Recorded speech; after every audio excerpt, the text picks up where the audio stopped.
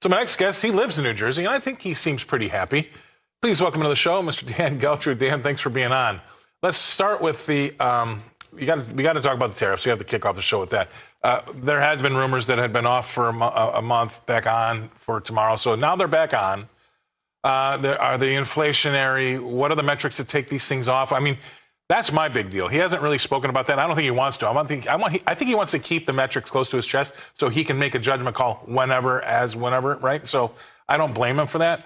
But boy, oh boy, I just feel like sometimes we're arguing about how long a piece of string is. Nobody knows about what's going to happen.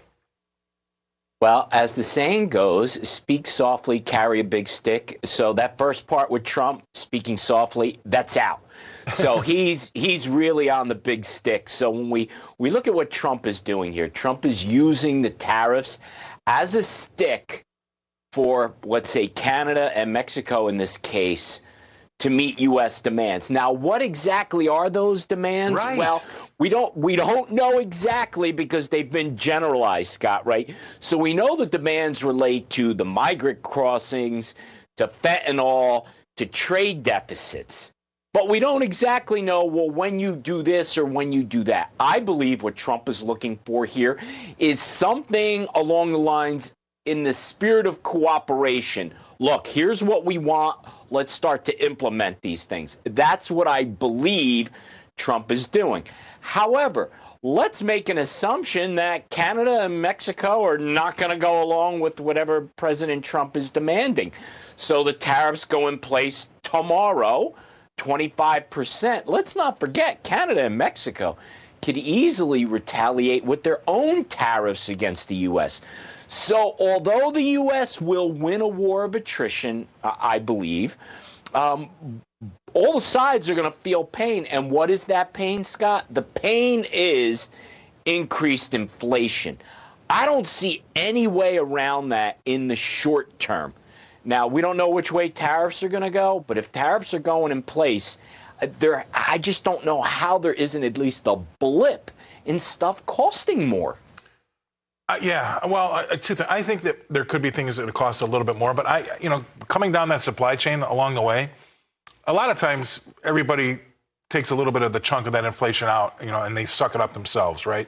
So by the time it hits the consumer, if it was a 25% tariff to begin with, it might be 1 or 2%, which is a lot in inflation terms when it hits the consumer's level. But also the consumer's got a choice to not buy that product. If there's a lookalike, they can go someplace else that's not being tariffed. So I do think that, you saw Howard Lutnick in front of, in the Senate, talking about his confirmation hearing, saying, the two biggest countries in the world that use tariffs don't have inflation.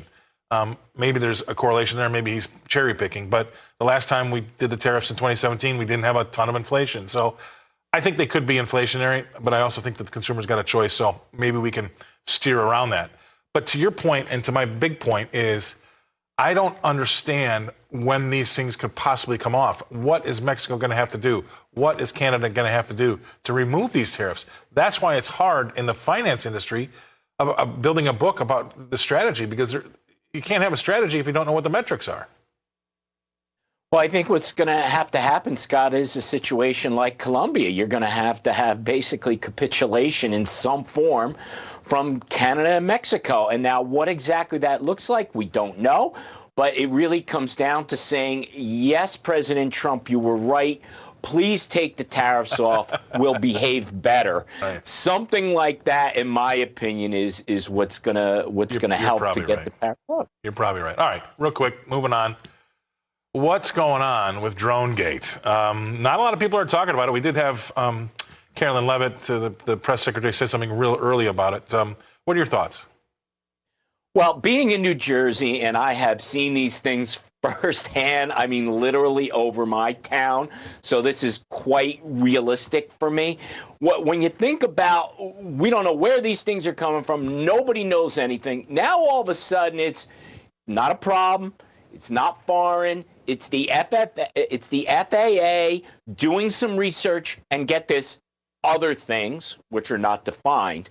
So nothing to worry about. But I got to tell you, Scott, from my perspective, I don't think we're really any better off than we were a couple weeks ago about not knowing why these things are flying around. And how about this? If the FAA was doing some research, how come no one else in the entire federal government or state government or local government knew what the hell was going on? Just go back and look at all those statements that everybody was making, and it's just going to make you more angry. Like I said in my monologue, if you lost trust with the government over the pandemic, anybody that stands behind a podium that's got any type of seal on it anymore, to me, I don't believe a word you're saying, because it seems as the last 5 years that's been a safe assumption to make, because this whole drone thing, now that it's, it was us and they had permission, they could have said that. I mean, why beat around the bush? I mean, it just makes everybody look stupid. All right. Have a great weekend. Thank you very much, Dan. America's Accountant got us all through that. Dan Geltrude coming to us from Nutley, New Jersey. Look forward to seeing you again next week, Dan. Thanks for being on. All right. Let's